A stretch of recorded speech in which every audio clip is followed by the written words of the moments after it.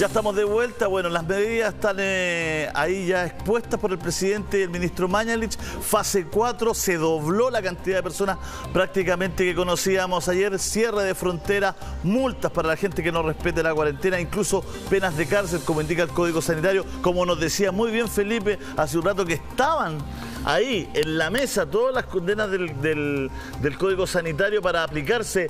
Michelle había sido muy crítico en la mañana, esperando quizás este momento. ¿Qué te parecen las medidas que anunció el presidente? Yo creo que las medidas son buenas, sin embargo debemos comprender que la medida es lo que vemos. Cada medida tiene externalidades y por lo tanto esas medidas deben ir acompañadas de una serie de elementos que le den sustento. Es decir, cada medida es como la parte de arriba de la mesa, pero lo que tenemos que preocuparnos es que estén las patas bien firmes para que esa mesa obviamente esté estable. Por ejemplo, si vamos a decretar y vamos a establecer cuarentenas masivas, y ahí hago una diferencia entre suspender las clases y enviar a los niños a cuarentena. El lenguaje construye realidad. Por lo tanto, cuando hablamos de cuarentenas masivas, implica el lenguaje claro, pero además la capacidad del Estado de ya no solamente de fiscalizar, sino de que se haga efectiva la imposición de la cuarentena. Pero Michelle, para aclararlo, no hay cuarentena para los alumnos del colegio. Lo cual... Solamente hay suspensión de clases en todos los niveles. Eso quiere decir que solamente queda la conciencia de cada cual si sale o no sale. Debiera haber quizá un mensaje más claro a la autoridad respecto a los miles y miles de niños que hoy día están sin clase.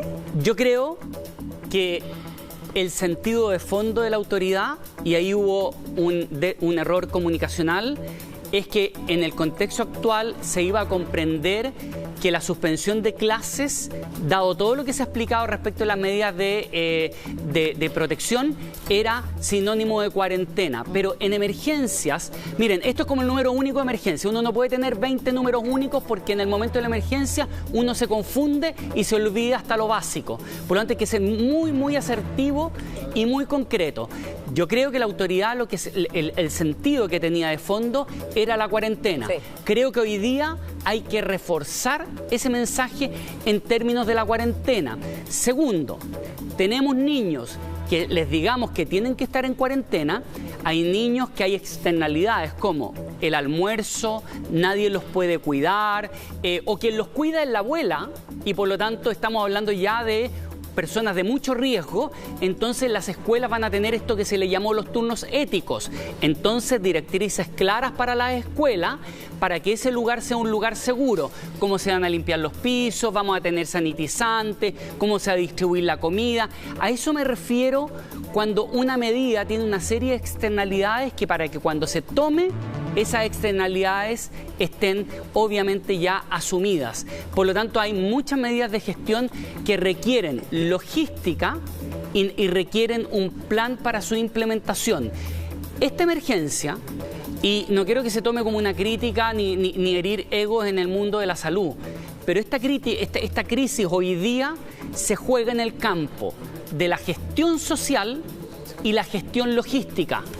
Son los dos elementos fundamentales, porque no hay tratamiento, no hay vacuna, y lo que tenemos que evitar es que una persona llegue a un sector asistencial con complicaciones, donde obviamente el mundo de la salud se la juega por completo ahí, pero mientras menos personas tengamos llegando ahí, obviamente va a ser mejor. Y ahí viene la corresponsabilidad social, es decir, no esta frase del Estado lo hará o a mí no me va a pasar. Aquí hay que pensar el peor escenario y decir, a mí me va a pasar y qué es lo que hago yo para ayudarme a mí, a mi familia, a mis vecinos, a mis seres queridos, en términos de evitar que esto se propague. Michelle, pero siguiendo la lógica de la logística que tú planteas, es una pregunta para el doctor. Lo de las vacunas, porque nuevamente el presidente de la República y el ministro de Salud enfatizan la vacunación a una población de cerca de 8 millones de personas, que son las personas para las cuales están hechas las vacunas. Pero en regiones, no hablemos acá de la capital, en regiones sobre todo, hay mucho CEFAM y la gente acude a los consultorios al vacunatorio, pero la verdad es que en muchas partes todavía es escaso. Sí. hay lugares incluso donde no hay alcohol gel. Entonces, ¿qué les decimos? ¿Qué le transmiten ustedes, que son los especialistas, a esas personas que nos ven en el programa, pero que están en regiones y en zonas más rurales, más apartadas de los centros urbanos, y que no tienen el acceso mismo que tienen en los centros urbanos? Nuestros servicios de salud tienen cierta infraestructura que permite acciones. La primera cosa es, debe hacerse una diversificación de la vacunación. Vacunar primero a la gente vulnerable, tercera edad, crónico, etc. Hay un servicio que se llama atención domiciliaria, por ejemplo, geriátrico. Se debe utilizar ese mecanismo para que los consultorios, en mi tiempo se llamaban consultorios, ahora se llaman cualquier manera, que no entiendo mucho. CEFAM, consultorios familiares. Si hay otros nombres más, en que se debe ir a vacunar a las casas. Juntar en tal día a los niños de apellido R, B, etcétera, etcétera, para vacunar en grupos pequeños, pero rápidamente durante el día. Es decir, se puede hacer muchas cosas organizando. Eso se llama gestión. Y no andar preguntando, homologando la frase que alguien famoso dijo, ¿qué puede hacer el país por mí? Sino que, ¿qué podemos hacer nosotros por el país? ¿Ah? Y nosotros tenemos que cooperar. Y el que no coopera, le tienen que llegar las penas de la ley. Lamentablemente, yo creo que el gobierno, yo no soy partidario de la política ni mucho menos, pero tiene que perder esa vergüenza que tiene de tomar medidas drásticas. Aquí hay que tomar medidas que pueden significar la coerción y que pueden significar el impedimento que la gente, por ejemplo, creo que hoy día hay una marcha, me parece, una cosa así que está, por ejemplo, eso no debería permitirse porque es un nido en el cual se pueden... Perdón, pero usted decía lo de la coerción y me interesa mucho, porque en términos sanitarios, un enfermo que no se quiera tomar remedio o que se rehúse a hacer exámenes puede ser detenido, ¿no? Absolutamente. Por ejemplo, se ha conocido de algunos casos de gente que no ha querido tomarse el examen. Ahora mismo, en este caso, coronavirus en clínicas. Sí. Y no han tenido las clínicas la posibilidad de retener a esa persona por la fuerza, digamos. Porque hay tardía respuesta de las instituciones de salud. Ya vimos lo que pasó con esta niña, que el Ceremi 72 horas después la llamó y pasaron 72 horas en que hubo franca negligencia. Pero existe la herramienta legal en la cual, si una persona no se quiere someter al examen, el Código Sanitario o la ley en Chile, ¿qué establece respecto a esa persona? ¿Qué permite? Las leyes pueden decir muchas cosas, pero si no existe la forma de llevar a cabo esas leyes, las leyes no sirven para nada. Perdón, doctor, es fácil. En tuberculosis eso está escrito. Sí, en tuberculosis pero coronavirus, es fácil. Pero ¿qué es lo que está escrito? En tuberculosis la gente debe ir al consultorio a tomarse los medicamentos y la auxiliar o la enfermera le da el medicamento casi en la boca y mira. Y si el individuo falta una o dos consultas, se le van a buscar incluso con la policía a la casa. Bueno. Y existía un establecimiento en San José de Maipo en que se hospitalizaba, entre comillas, más bien dicho, se encarcelaba al individuo para que cumpliera el tratamiento. Eso no lo vamos a hacer así, pero las casas deben obligarse a verdadero arresto domiciliario. Doctor Michel, dame un poquito, Michel.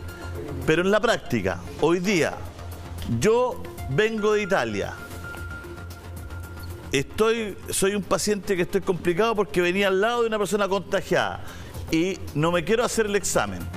Solamente me fui para la casa a hacer la cuarentena. Y soy de los que tengo que hacerme el examen porque estaba al lado del asiento de al lado. ¿Puede ir la fuerza policial a buscarme y obligarme? No, en este minuto no. No, pues en este minuto no. Ahora, como es una situación de una pandemia y frente a eso hay cambios a nivel de las legislaciones, lo que sí se puede hacer es una normativa legal urgente que tiene carácter de entrar en vigencia en forma inmediata respecto a modificar algunas de esas cosas. Por ejemplo, hoy día para tomarte un examen, tú tienes que estar de acuerdo con que te tomen el examen. No existe ninguna obligación en que yo no me quiero tomar el examen del coronavirus, nadie me puede obligar a hacer. En el caso de la tuberculosis sí, porque existe una ley especial para la tuberculosis. Porque incluso en la puede hacer esa ley. Exacto, en la tuberculosis lo que existe es la obligación de que tú te tomes los medicamentos y de hecho si la persona no se los toma, lo van a buscar. Pero es que, por eso, ¿por qué en este caso no lo pueden buscar con la policía? Porque necesita una ley. El Código Sanitario es amplio en ese sentido. Dice cualquier enfermedad que tenga riesgo epidemiológico de infectar, contagiar a la población con riesgo. No, se necesita por reglamento. ¿Cómo hacerlo? Por reglamento, entonces tu duda, Julio. Claro, por reglamento hoy día. El personal de enfermería no es policía. Pero por reglamento, entonces hoy día podría recurrir, la policía podría, eventualmente en un hospital que una persona dice no me le quiero tomar, ahí la enfermera, el doctor pueden llamar a la policía y culminarlo. No va nadie. No llega nadie. Bueno, Monse, es que ahora, estaba aquí viendo que me cuenta la anécdota de una señora en una clínica que tenía que tomarse el examen y los mandó a la punta del cerro, agarró sus cosas, los puteó bien puteados a los enfermeros y se fue por la puerta y no tienen el teléfono todo, pero no pudieron hacer nada. Y lo retó, era una señora. Pero que que además, Julio. Espera, dame solo un segundo, 11:27. Michelle, tenemos una pregunta para ti con respecto al transporte público, porque lo que más nos preguntan es con respecto al transporte público. ¿De qué vale todo esto? Dice la gente, si voy en el metro a 50 centímetros del otro. Estamos con problemas de seguridad acá en el estudio con la silla de Michelle. Nuestro experto en seguridad le acaba de fallar la silla de nuestra escenografía. Sí, que nuestra escenografía no. Valentina sigue con nosotros conectada. Esperamos que se tomara una agüita todo. Estaba con un poquito de tos. ¿Te sientes mejor, Valentina? Sí, me siento. Ya, vamos a volver contigo. Danos un